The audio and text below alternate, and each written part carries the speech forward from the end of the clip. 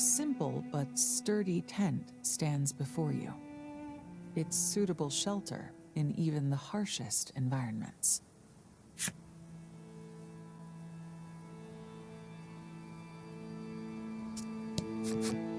You arrive at the stall to find Legol and Polka devouring food as if it were a competition.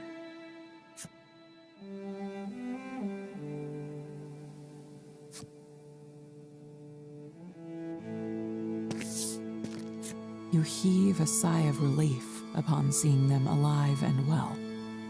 Legol notices you as he reaches for a bit of food.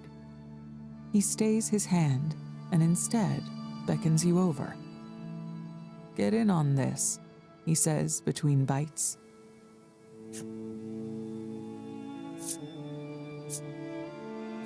You waltz calmly up to the table, snatch up an entire barrel of some liquid or other, and proceed to drink it dry.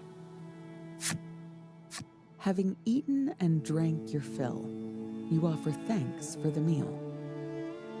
According to Legol and Polka, a stout man treated them to their meal at the stall earlier.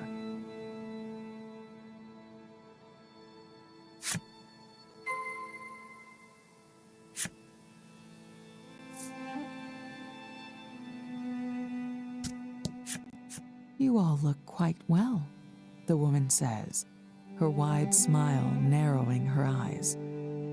You swear you see Legol briefly shiver in fear for some reason.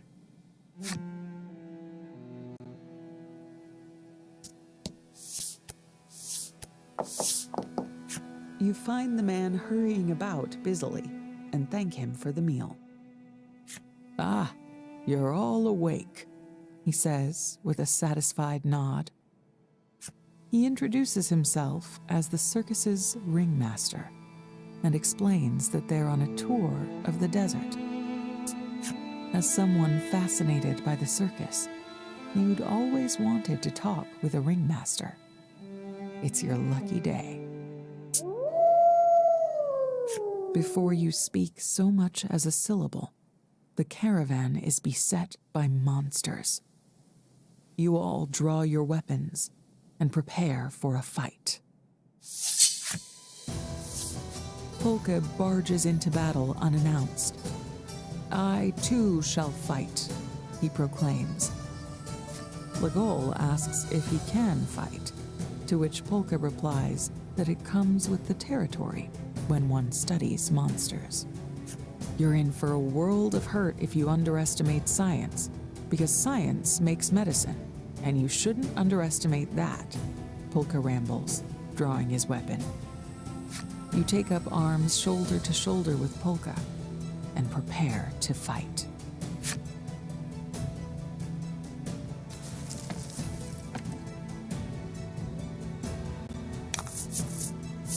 Get him!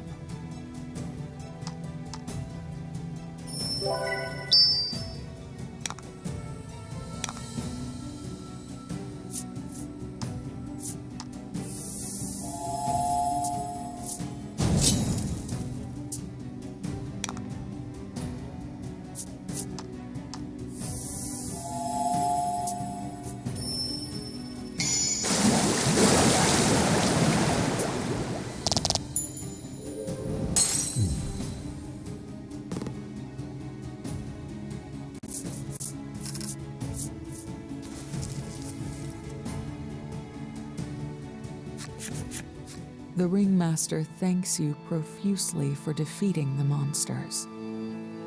It seems the countless monster attacks are to blame for scattering his troop to the winds. He's at a loss for what to do. You notice, however, that the number of sighs he's peppered his story with feels very intentional. He looks your way rather bashfully. You suspect he wants your help.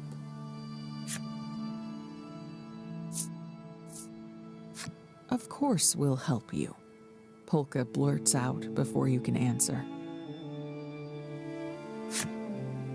"But the three of you expect fair compensation for the effort," he adds slyly. Polka turns to you and Legol, grinning from ear to ear.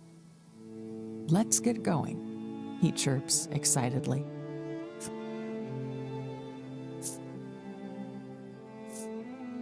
Did you hear him correctly?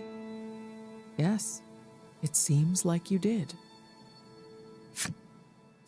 And just like that, you and Legol have been roped into helping too. Legol objects, only to be drowned out by Polka's contemporaneous rebuttal, a treatise on the value of money and friendship in travel. And so it goes that you, Legol, and Polka end up combing the desert for lost circus troopers.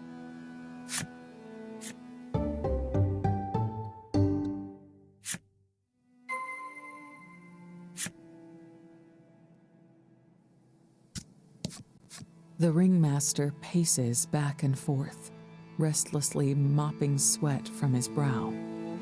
He clearly cares a great deal about his performers.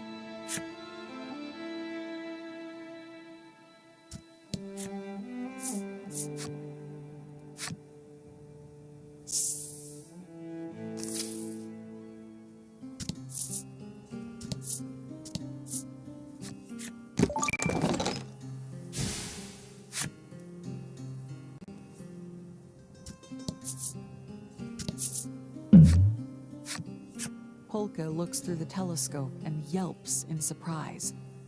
You snatch it from him and have a look yourself.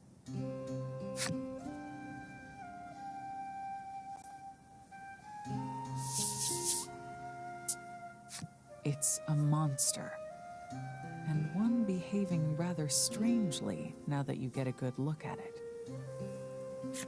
Polka continues carrying on and making a scene beside you.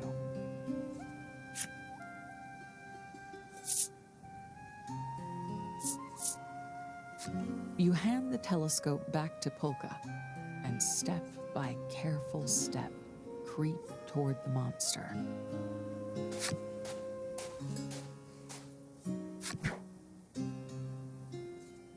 Alas, the monster has already noticed you, and takes off at a speed you cannot hope to match.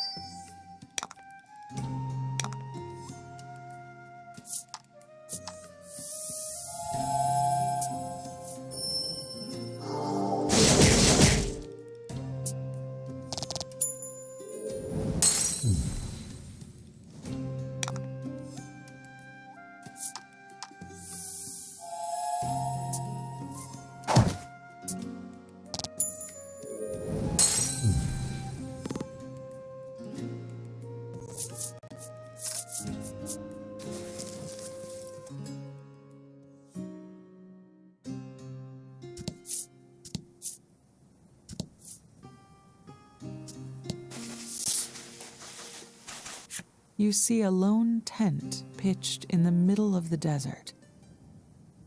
You approach it and peer inside, but nobody's home. Surely a circus performer must be around here somewhere.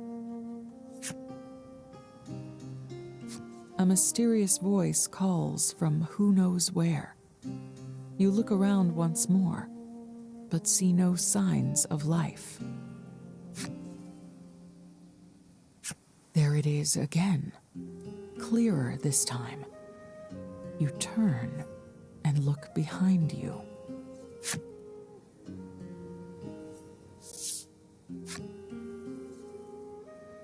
There's a severed head in the sand, or at least it looks severed, but it's alive?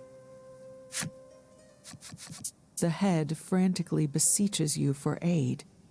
Apparently it hid in the sand during a monster attack and could not free itself afterward.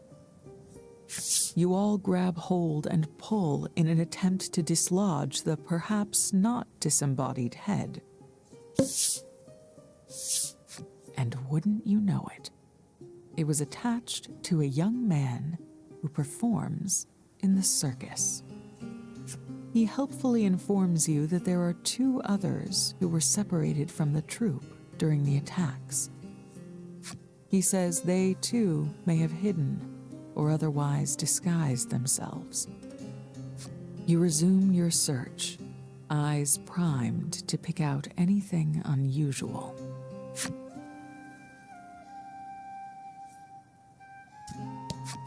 There's a strange sound coming from this treasure chest. You open it to find a very alive young boy from the circus inside. "You saved me," he pants. "I was about to suffocate in there." The boy makes a beeline for his fellow performer's tent.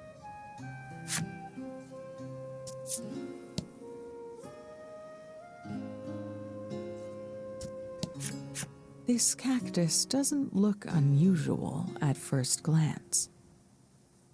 You reach out and touch it, but it wiggles? Whoa, it's actually a woman from the circus. You saw right through my disguise. I'm impressed, she says with a confident smile. She hurries back to her fellow performer's tent. Having found the remaining 2 performers the young man mentioned, you return to his tent. He thanks you warmly and makes way for the ringmaster's waiting caravan.